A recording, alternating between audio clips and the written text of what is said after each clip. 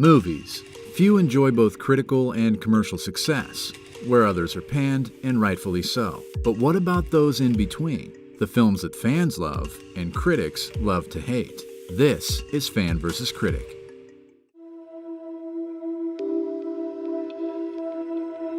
The fundamental role of a film critic is to analyze how a movie tells its story and really kind of answer the question as to whether or not a movie is the best version of itself.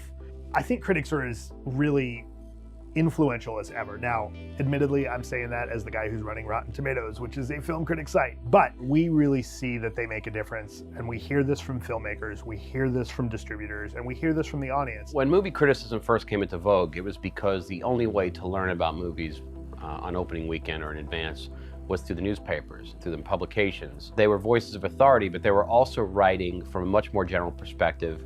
They weren't as built on their own brand as it's become now. The reason I got into this industry was Siskel and Ebert, and Roger Ebert was actually in 1975 won the Pulitzer Prize for criticism, which is amazing. So from that era to now, it's dramatically changed because of the internet. The idea of film criticism has become a different animal, with Rotten Tomatoes scores being on the tips of the tongues of people that have no real deep knowledge of film. It's become a cottage industry built around the individual's personalities rather than the actual merits of film criticism. You know, we live in an age of anonymity. Anyone can throw a fake picture up there and a fake name and critique and review films. And that's really the hard part of being a film critic, is that you are putting yourself on the line. You're not hiding behind anything, which is challenging in this age where everyone can bash you. In those times, they would, review something, post it, talk about it, be interviewed, whatever, and it really held a lot of weight. But now the accessibility and anonymity factor definitely makes it, it's shifted. I wouldn't say for the worse or better, it's just different. The best value for a review in the average filmgoer's life is in a situation where they're really up against it in the decision-making process. Especially in the summer when there's really a lot of things vying for your time and money. If you get that one chance in the weekend to get away from it all and spend, a pretty considerable amount of money just to watch a movie, they want the best possible sniper shot they can get in choosing. Just like anything else, when a movie crashes really loudly or succeeds really loudly, the pack mentality comes into the focus, and the conversation becomes less about the movie itself than the people's response to it. Why does our society focus on the negativity of a film versus the positive? It's just a total symbol of where our society is at. We love drama. Really, what you want to see, what you want to look for is the second weekend. And if the second weekend drops precipitously, that's when you know that the word is out that a movie's maybe not very good, or that the core audience that went to see it the first weekend doesn't have any legs. And that's all over the place. You'll see Batman v Superman drop something like 62% in its first to second weekend. Huge, huge drop.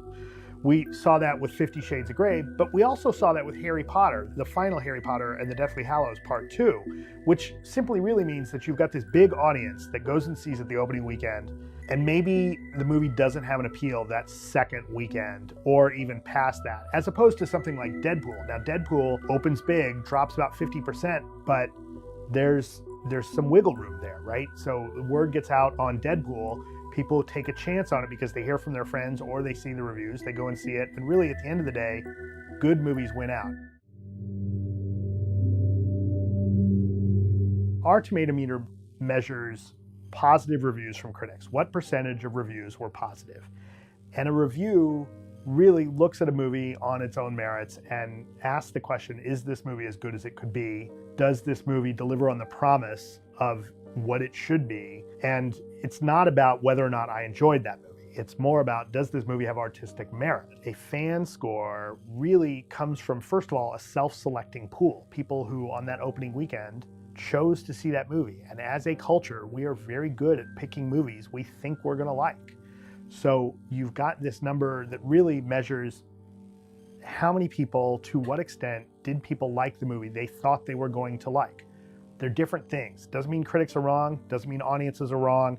They measure different things. Now, I always tell people, you wanna go see that movie, you wanna go see a particular movie, go and see it. If a critic pans a film, and say their favorite actor and it's based on a comic book property or anything like that, they're still gonna see it.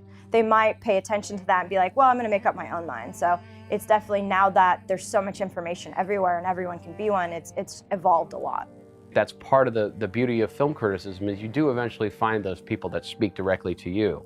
And when you find them, you got to cling to them and you got to trust them and you got to, spread the word, because that's the communication that it allows. They'll go to Rotten Tomatoes and they'll see a 33% and they'll assume the movie's bad, but dig a little deeper and you'll say, hey, wait a minute, I like that kind of stuff. You got to be a little savvy, and you got to realize that it's a complicated cocktail that you have to build yourself.